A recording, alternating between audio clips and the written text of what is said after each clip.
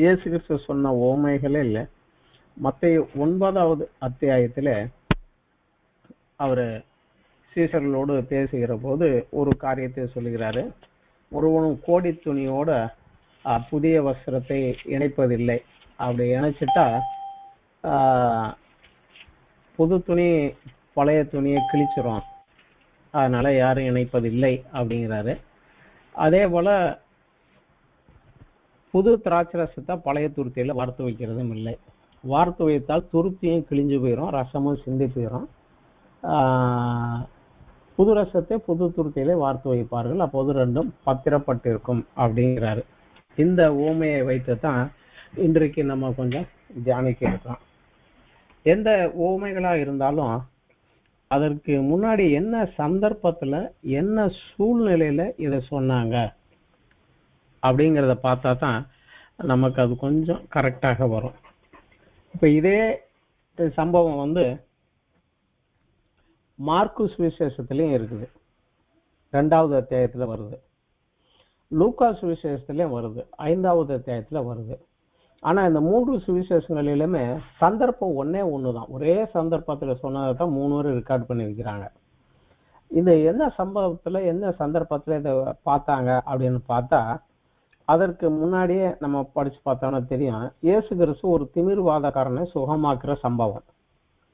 அப்போது வேத பாரகர் இயேசு கிட்ட சொல்றாரு, இவன் தேவதூஷணம் சொல்றான், தேவனை அன்றி பாவத்தை மன்னிக்கிறதுங்கிறாங்க. அப்போ அவர் சொல்றாரு, எழுந்து நடன்னு சொல்றது சுலபமா, பாவத்தை மன்னிக்கப்பட்டுன்னு சொல்றது சுலபமான்னு கேட்டுட்டு அவனை எழுந்து நடக்க வைத்துட்டு போறாரு.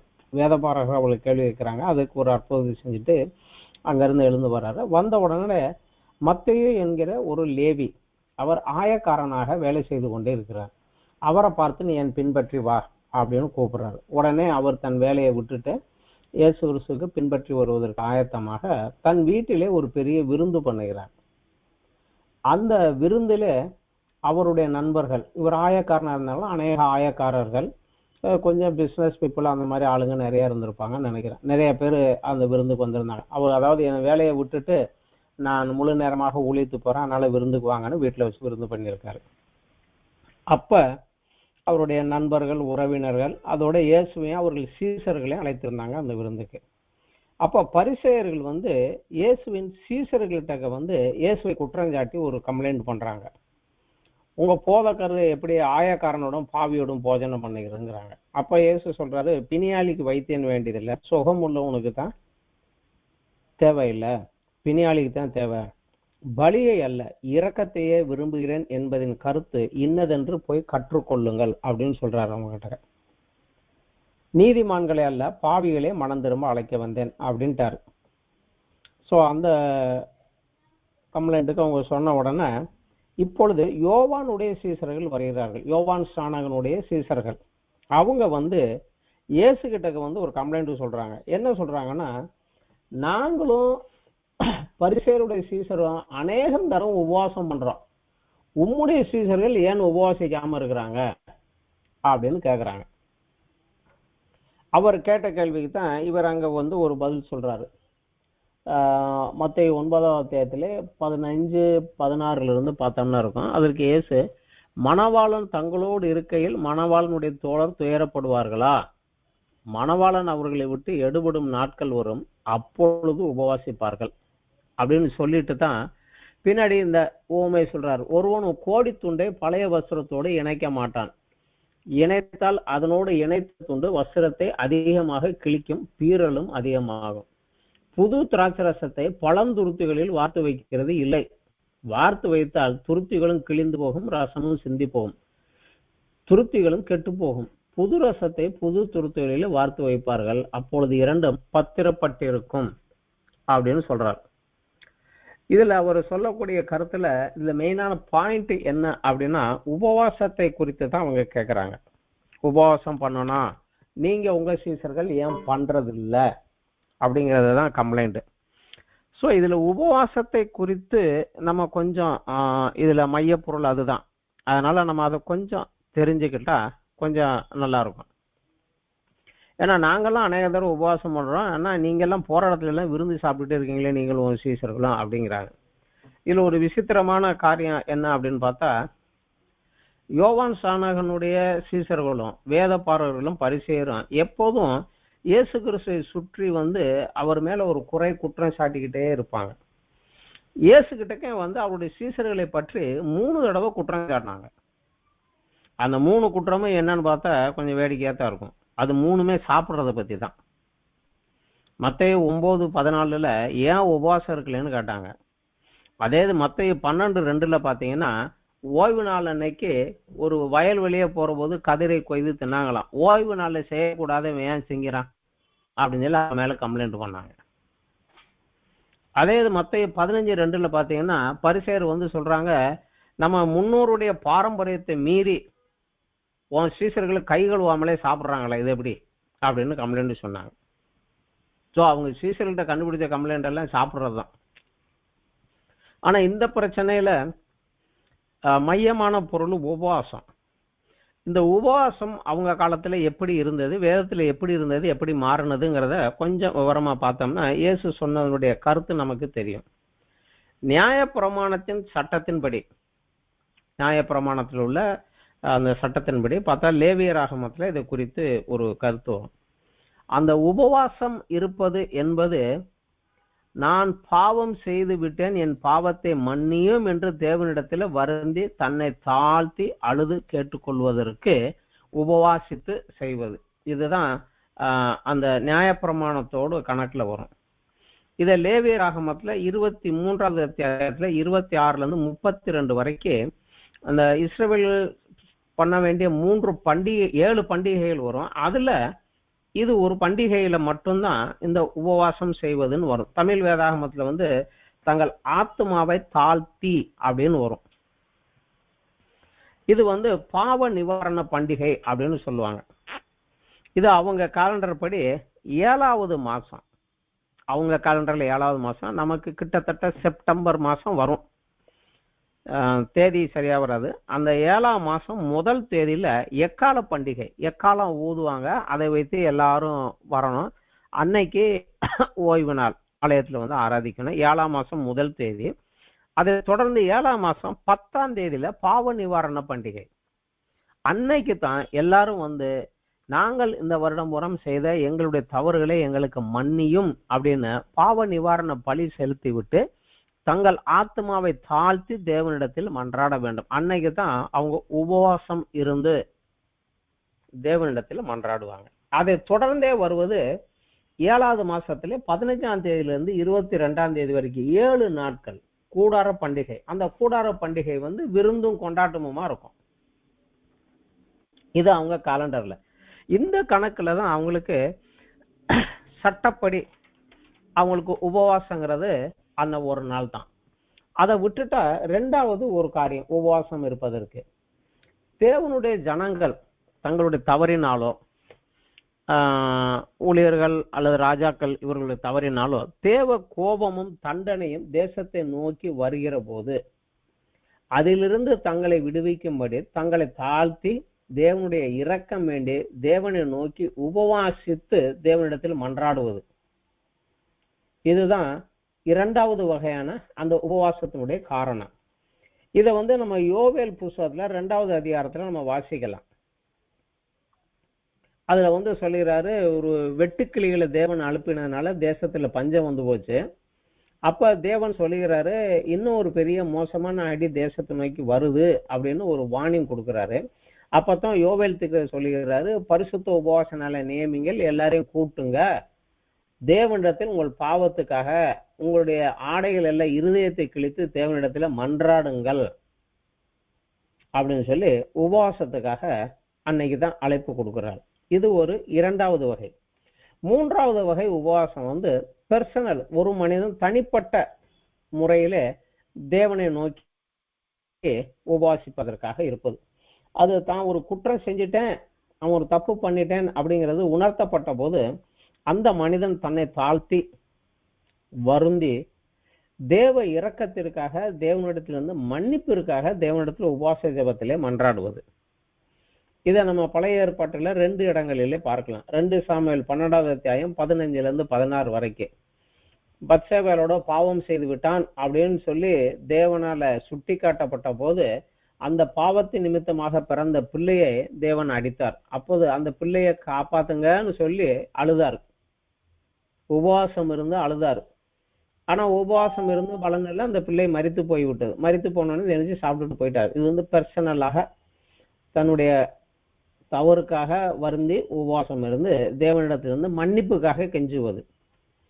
அதுக்கு அடுத்தபடி பார்த்தோம்னா தானியேல் 9வது அத்தியாயம். தானியேல் 9வது அத்தியாயத்துல தானியேல் ஜனங்கள் பாவம் செய்த நிமித்தமாக 70 வருடங்கள் என் தேசத்துல தேவ தண்டனை செலுத்தப்பட்டு நாங்க தேசத்தை விட்டு சிறையிருப்புல போயிட்டோம். இப்ப 70 வருஷம் முடிஞ்சு போச்சு. ஆனா நாங்கள் செய்தது பாவம் என்பதை ஒத்துக்கொண்டு எங்கள் மேல் கிருபையா இரும் என்று மன்னிப்புக்காக அவர் தன்னை தாழ்த்தி உபவாசம் பண்ணி ஜெபம் பண்ணார். இது தானியேல் 9வது அத்தியாயத்துல நம்ம பார்க்கலாம். ஆனா இந்த உபவாசம் என்பது இயேசு கிறிஸ்துவனுடைய காலத்துல அதனுடைய உண்மையான அர்த்தம் இல்லாம ஒரு ஆவிக்குரிய பெருமையை பறைசாற்றும் ஒரு பாரம்பரிய நிகழ்ச்சியாக மாறி போய்விட்டது. இது லூக்கா 18வது அத்தியாயத்துல 9ல இருந்து 14 வசனம் வாசிச்சோம்னா நம்ம அதை பார்க்கலாம். இயேசு கிறிஸ்து அங்க சொல்றாரு 2 மனிதர்கள் ஜெபம் பண்ண போனாங்க. நமக்கு தெரியும் அந்த கதையில அவர் சொல்றாரு 2 மனுஷன் ஜெபம் பண்ண போனா ஒருத்தன் யாரு, அவன் சொல்றான் 18வது அத்தியாயம் 9ல இருந்து படிக்கலாம். அன்றியும் தங்களை நீதிமான்கள் என்று நம்பி மற்றவர்களை அற்பமா எண்ணின சிலரை குறித்து அவர் ஒரு உவமையை சொன்னார். அதாவது நாங்கெல்லாம் ரைட்டு, தேவனுக்கு முன்னாடி பரிசுத்த நீதிமான்கள், நீங்கெல்லாம் பாவிகள் அப்படிங்கிற ஒரு கண்ணோட்டத்திலே ஒரு சிலர் இருந்தாங்க. அவங்களை குறித்து 2 மனுஷர் ஜெபம் பண்ணும்படி தேவாலயத்து போனார். ஒருவன் பரிசேயன், மற்றவன் ஆயக்காரன். பரிசேயன் என்று, தேவனே, நான் பரிகாரர், அநியாயக்காரர், விபச்சாக்காரர் ஆகிய மற்ற மனுஷரை போலவும் இந்த ஆயக்காரனை போலவும் இராதபடி இந்நாள் உம்மை ஸ்தோத்திரிக்கிறேன். வாரத்தில் 2 தரம் உபவாசிக்கிறேன். என் சம்பாத்தியத்திலெல்லாம் தசமபாகம் செலுத்தி வருகிறேன் என்று தனக்குள்ளே ஜெபம் பண்ணினான் அப்படிங்கிறார்.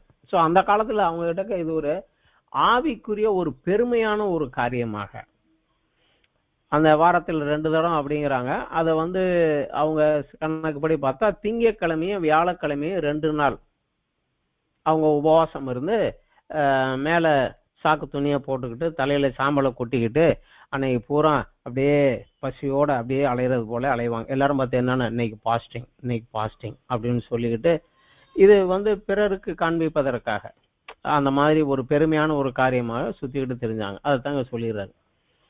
அதிலே வசனம் 13 சொல்றாரு, ஆயக்காரனும் தூரத்தில் நின்று தன் கண்களை வானத்துக்கு ஏறெடுக்க துணியாமல் தன் மார்பிலே அடித்து கொண்டு, தேவனே, பாவியாக என் மேல் கிருபையாயிரும் என்றான். அவனால இவனே நீதிமானாக்கப்பட்டவன தன் வீட்டுக்கு திரும்பி போனான் என்று உங்களுக்கு சொல்லுகிறேன். ஏனெனில் தன்னை உயர்த்துகிறவன் அவனும் தாழ்த்தப்படுவான், தன்னை தாழ்த்துகிறவன் உயர்த்தப்படுவான் அப்படின்னு அங்க சொல்லிட்டார். ஸோ அவருடைய காலத்துல இந்த உபவாசம் அப்படிங்கிறது ஒரு ஆவிக்குரிய ஒரு பெருமையை பறைசாற்றும் ஒரு நிகழ்ச்சியாக அவங்க கொண்டு போயிட்டாங்க. ஆனா இயேசு கிறிஸ்து உபவாசத்தை குறித்து வேற ஒரு காரியத்தை சொல்லி கொடுக்குறாரு நமக்கு.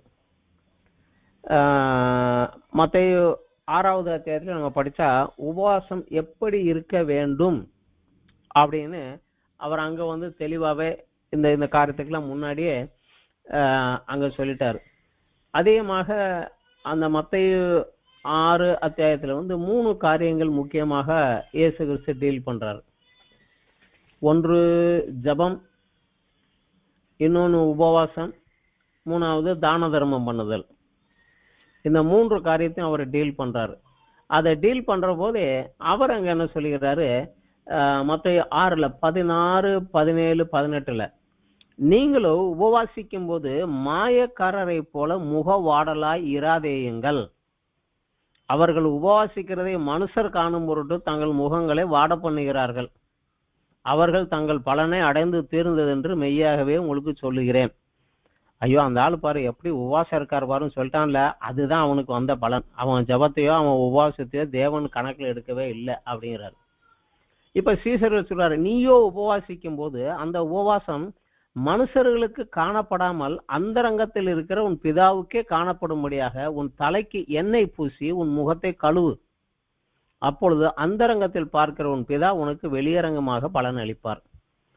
அதுக்கு முன்னாடி ஜெபம் பண்றது குறித்து சொல்லுகிற போதும் சொல்லுகிறாரு, நீ வந்து உன் வீட்டுக்குள்ள போய் கதவை பூட்டிட்டு அந்த ரங்கத்துல தேவனை நோக்கி ஜெபம் பண்ணு அப்படிங்கிறாரு. இதுல வந்து அவர் ஜெபம் பண்ணுவதும் உபவாசம் பண்ணுவதும், உபவாசம்ங்கிறது வந்து ஜெபம் இல்லாமல் வேத தியானமோ ஜெபமோ தேவனுடைய சமூகத்தில் அமர்ந்து அவரோடு பேசுவதோ இல்லாவிட்டால் அது பட்டினி கிடப்பதுதான். அது தேவனுக்கு பிரியமில்லை. பட்டினியா கிடக்கிறதுனால தேவன் இறங்கி வந்துடுவாருங்கிறதெல்லாம் கிடையாது.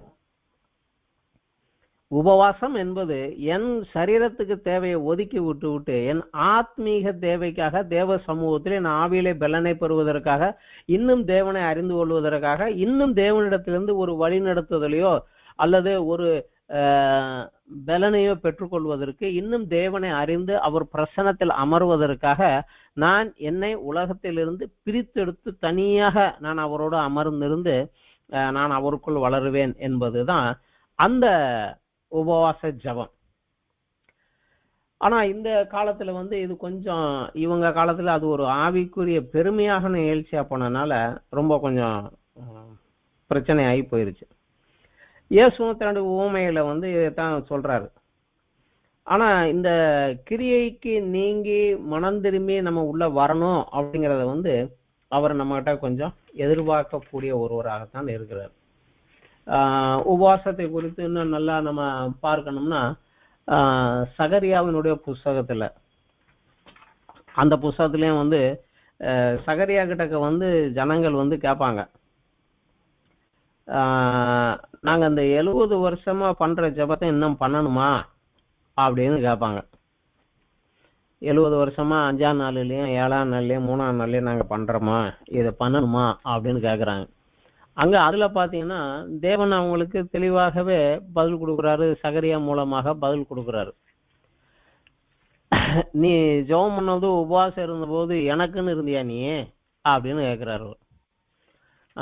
சகரியாவுடைய புஸ்தகத்துல நம்ம 7வது அத்தியாயத்துல பார்த்தோம்னா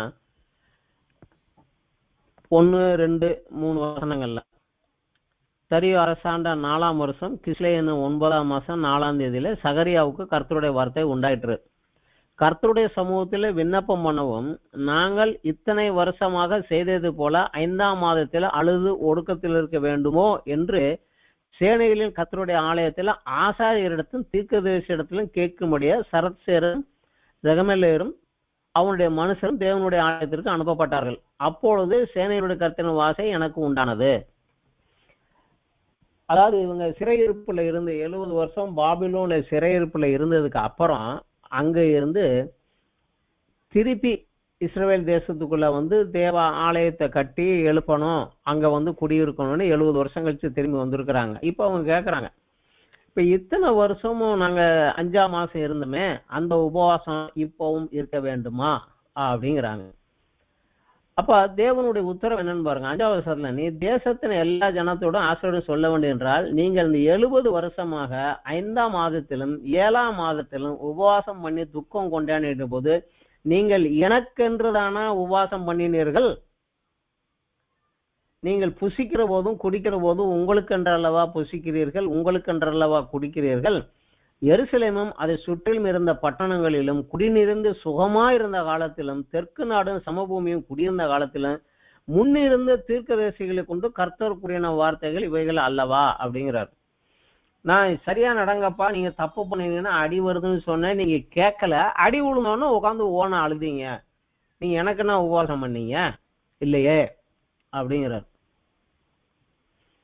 அதுல பார்த்தா அவங்க 5ஆம் மாசம் உபவாசத்தை தான் கேட்டாங்க. ஆனா அவர் வரிசையா அந்த 2 அத்தியாயத்துல 7, 8வது அத்தியாயத்துல வந்து 8வது அத்தியாயத்துல வந்து 18, 19 வருஷத்தை சொல்லி, சேனைகளின் கர்த்தரின் வார்த்தை எனக்கு உண்டாகி அவரு 4ஆம் மாதத்தின் உபவாசமும் 5ஆம் மாதத்தின் உபவாசமும் 7ஆம் மாதத்தின் உபவாசமும் 10ஆம் மாதத்தின் உபவாசமும் சந்தோஷமான நல்ல பண்டிகையா மாறி போகும். அதனால சத்தியத்தையும் சமாதானத்தையும் சிநேகியுங்கள், இனிமேலாவது தப்பு பண்ணாம இருங்கிறார். அந்த 4 உபவாசத்தை வந்து ஆண்டவரே கணக்கு போட்டு சொல்றாரு. நீங்க 4ஆம் மாசம் உபவாசம் இருந்தீங்க, 5ஆம் மாசம் உபவாசம் இருந்தீங்க, 7ஆம் மாசம் உபவாசம் இருந்தீங்க, 10ஆம் மாசம் உபவாசம் இருந்தீங்க. அப்ப நான் அதெல்லாம் கேட்கல. எத்தனை 70 வருஷமாக உபவாசம் இருந்தேன், அவர் அக்செப்ட் பண்ணவே இல்லை. இந்த நாளும் என்னன்னா, ஒண்ணு பாபிலோன் ராஜா எருசலேமை சுத்தி வந்து நின்ன நாள், இன்னொரு நாள் அவங்க ராஜா கைது பண்ணி போன நாள், இன்னொரு நாள் அவன் எருசலேமை உள்ளுக்குள்ள போது எல்லாரும் கைது பண்ணிட்டு போன நாள், கடைசியாக ஒண்ணு வந்து தேவாலயத்தை இடிச்சு போட்ட நாள். இந்த 4 துக்கமான சம்பவங்கள் அப்படிங்கிறத 70 வருஷமா ஜோம் பண்ணிட்டு வந்தாங்க. இது வந்த உடனே நின்று போச்சு. ஆனா இப்ப இயேசு கிறிஸ்துனுடைய காலத்துல என்னன்னா, பரிசேயர்களும் இவங்களும் புதிய புதிய சட்டங்களை எல்லாம் வகுத்து கொண்டு உபவாசம், அதிகமாக உபவாசம் இருந்தா தேவன் நான் கேட்கறதெல்லாம் கொடுப்பாரு, நான் செய்யறதை செய்வாரு, நான் எவ்வளவு பரிசுத்தவான் பாருன்னு பெருமை பாராட்டுவதற்காக இறங்கினாங்க. இந்த காலத்துலதான் இயேசு கிறிஸ்து தன் உண்மையில இந்த நியாய பிரமாணத்தினாலோ பாரம்பரியத்தினாலோ, ஏன்னா இப்ப பரிசேயர் பண்ணின உபவாசம் வந்து சட்டத்திலையும் கிடையாது, பழக்கத்திலையும் கிடையாது, அதுக்கு காரணமும் கிடையாது, எதற்காக உபவாசங்கிற காரணமும் கிடையாது. ஆனா ஒரு பாரம்பரியமாக சுய நீதியை உயர்த்துவதற்காக இவங்க செஞ்சுட்டு வந்தாங்க. இதுதான் சுய நீதியை உயர்த்த வந்தது வந்து பழைய துருத்தியாகவும் பழைய வஸ்திரமாகவும் இயேசு கிறிஸ்து சொல்லுகிறார். தன் பாவம் குற்றத்திற்காக செத்த கிரியைக்கு மனம் திரும்பி இயேசு கிறிஸ்துவின் மூலம் ஒப்புரவாகி கிறிஸ்துவின் பிரமாணத்துக்கு கீழ்ப்படிந்து கிறிஸ்துவின் பரிசுத்தம் நீதி என்பவைகளே புதிய வஸ்திரம், கோடி துணி, புது திராட்சரசம் அப்படின்னு அதை ஓமையாக இது கூறுகிறார். நமக்கு எல்லாருக்கும் தெரிஞ்சபடி பழைய துணியோடு புதிய துணியை சேர்த்து தச்சு வச்சா யூஸ் பண்ற போது புது துணி ஸ்ட்ராங்கா இருக்கும், பழைய துணி வீக்கா இருக்கும், பழைய துணி கிழிஞ்சு போயிடும், இன்னும் கொஞ்சம் மோசமா கிழிஞ்சு போயிடும் முன்ன விட. அதனால பழைய கோடி துணியையும் பழைய துணியும் சேர்த்து தைக்க மாட்டாங்க, இது தச்சா அதை கிழிச்சிடும். இயேசு கிறிஸ்துவினுடைய காலத்துல திராட்சை ரசங்களை வந்து ஆட்டு தோலை உரித்து அந்த தோலில் வந்து ஒரு பை போல துருத்தி போல தச்சு அதுக்குள்ள ஊத்தி வச்சு, இப்போ டிராவல்ல போற போது கையில இப்ப வாட்டர் பேக்கு வாட்டர் கேன்லாம் இருக்குது, அது போல அந்த காலத்துல அதுல வச்சு கொண்டுட்டு போவாங்க. அந்த துருத்தியில இந்த திராட்சை ரசங்களை ஊத்தி வைப்பாங்க, புது திராட்சை ரசத்தை. ஏன்னா அந்த புது திராட்சை ரசம் கொஞ்சம் நாளாக நாளாக புளிப்பாக புளிப்பாக கொஞ்சம் விரிவு அடைஞ்சு எக்ஸ்பேண்ட் ஆகும். அப்ப அந்த புது தோல்ல செஞ்ச புது துருத்தியும் கொஞ்சம் இழுத்து ஸ்ட்ரெச்சிங் ஆகி கொஞ்சம் விரித்து எடுத்து கொடுக்கும், அதனால அது கொஞ்சம் சரியாகவே இருக்கும். ஆனா அந்த பழசில உபயோகம் பண்ண பழைய துருத்தியில புது திராட்சை ரசத்தை ஊற்றி வைக்கிற போது புது திராட்சை ரசம் கொஞ்சம் விரிகிற போது அந்த பழைய துருத்தி ஏற்கனவே விரிஞ்சிருச்சு, இனிமே அது விரியாது, அது கிளியும்.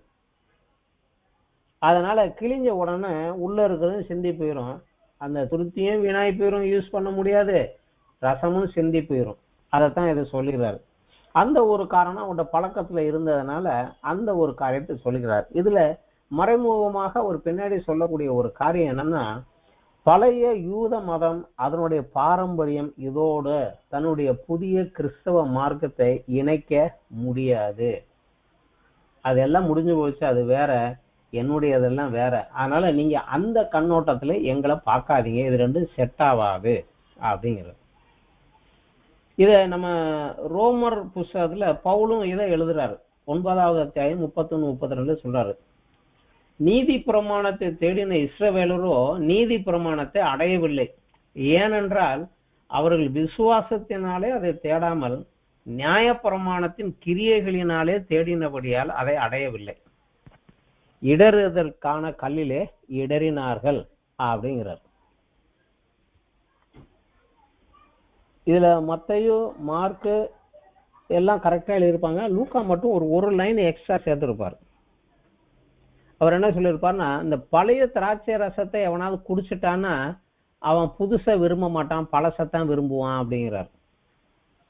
சோ அந்த சுய நீதியிலே என்னைத்தானே பரிசுத்தப்படுத்தி மேன்மைப்படுத்தி தேவனுக்கு முன்னாடி நிறுத்துவதற்காக கிரியையின் மூலமாக செய்கிறவன் எவனாவது இருந்தா அவனுக்கு வந்து தேவன் விசுவாசத்தின் மூலமாக நடன்னு சொல்றது வந்து அவ்வளவு சரியா அவன் வரமாட்டான்.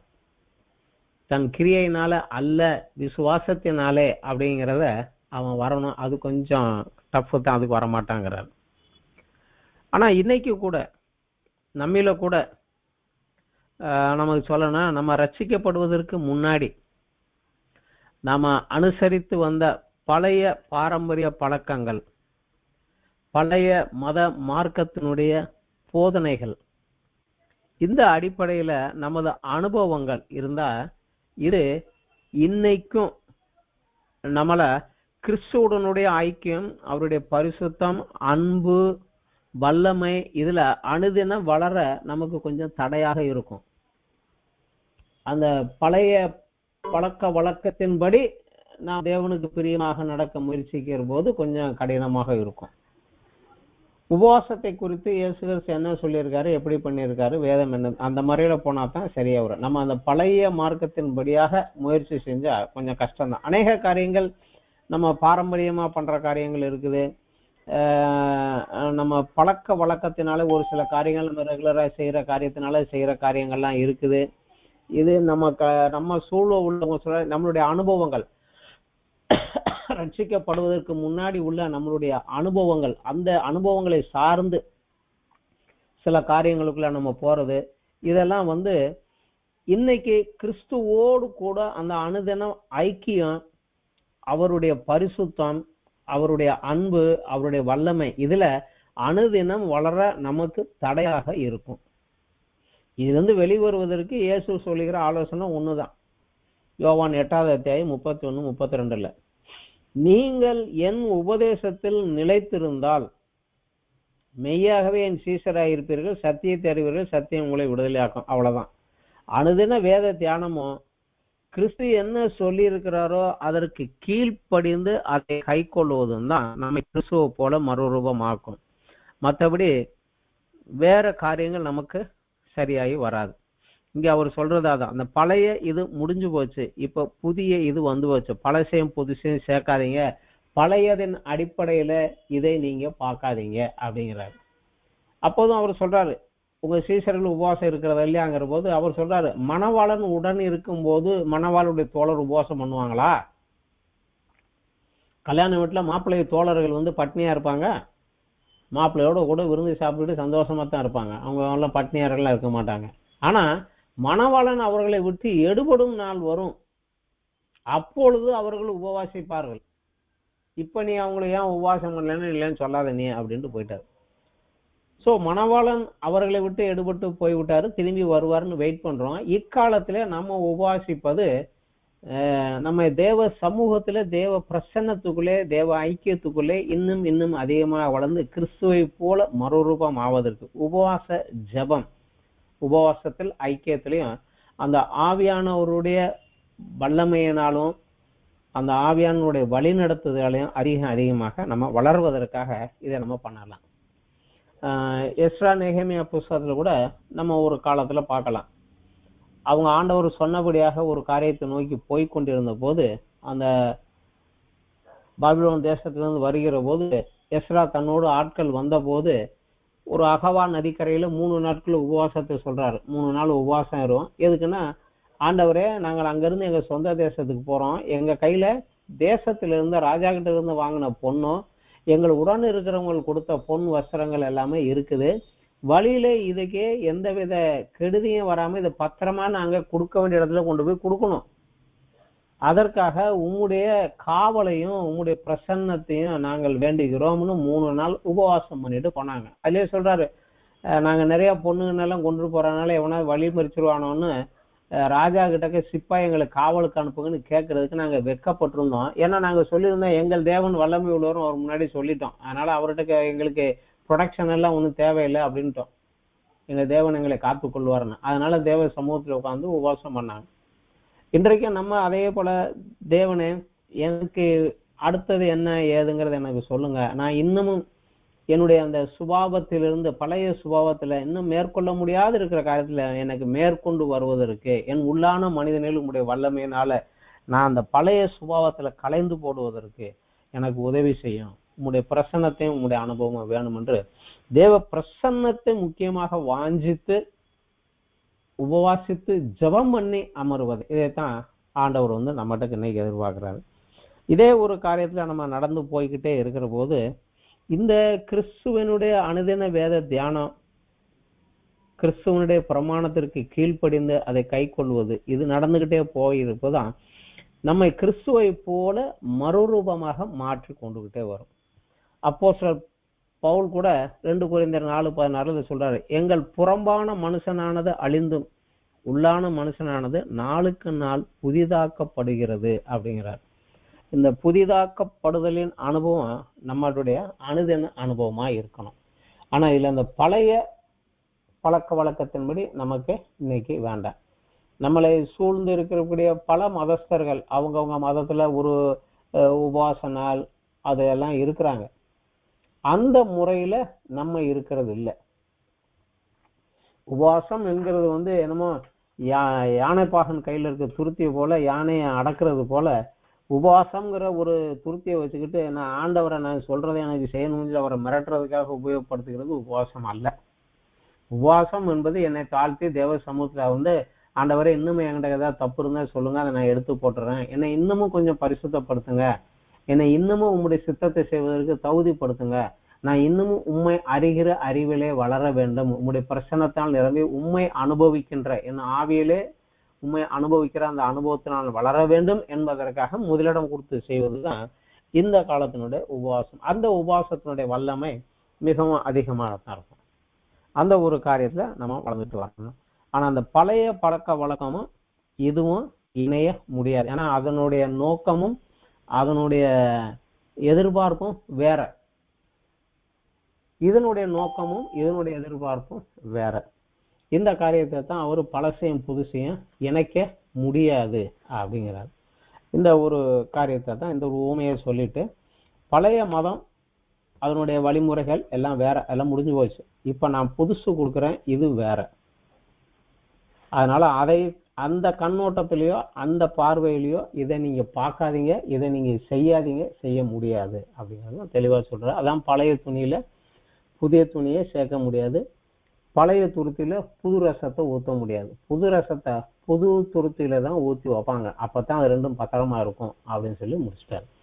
இந்த ஊமையில அவர் சொல்ற கருத்து அந்த அந்த ஒரு இதோடு யூத மரத்தினுடைய சடங்காச்சாரங்கள் வழிமுறைகள் அவங்க எல்லாமே முடிஞ்சு போச்சு. நான் புதுசா ஒன்ன உருவாக்குறேன், அதுக்குள்ள நீங்க வாங்க அப்படி. இன்றோடு இந்த வாரத்துக்குரிய இந்த வேத பாட வகுப்பு இதோட முடிவடைந்தது.